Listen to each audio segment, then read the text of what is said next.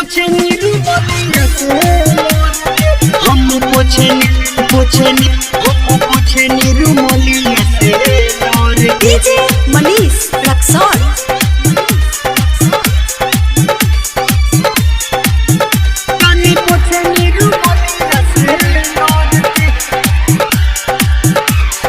शादी को के खुश बाड़ू जाके ससुरवा जुदाई में मन करे खाली मोहुरवा और दिलवा के हमारा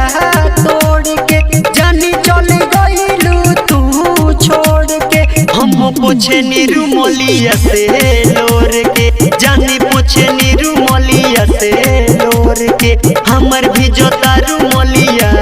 लोर से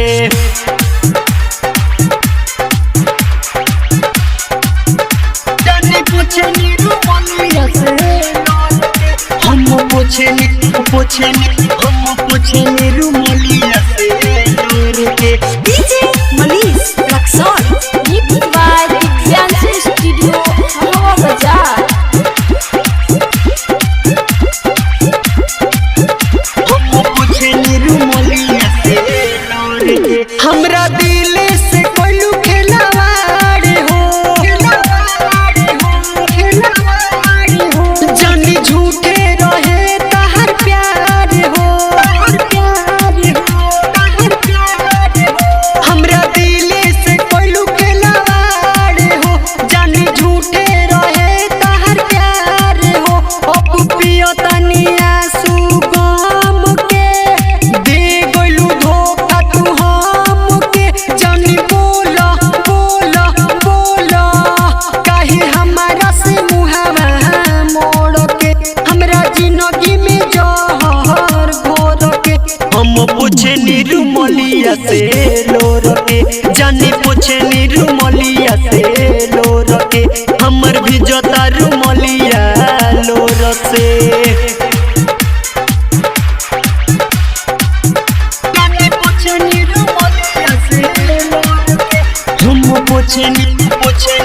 हम पोछनी रुमलिया से लोर के DJ Manish Raxaul. Mixed by Divyans Studio, Halawa Bazaar।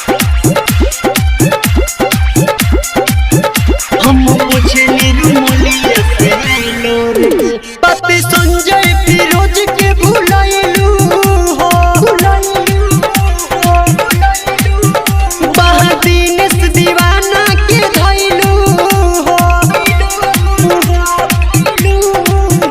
पति संजय फिरोज के भुलाइलू हो बहादीनेस दीवाना के धइलू हो कबो होई ना प्यार दोबारा हो कहे अंकुरा जा बात सहारा हो अब सुनो हमके छोड़लू ना कमनो और के काल्हे देखब ना मुहावा भोर के हम पोछनी रुमलिया से लोर के जानी पोछनी रुमलिया से लोर के हमर भी जोता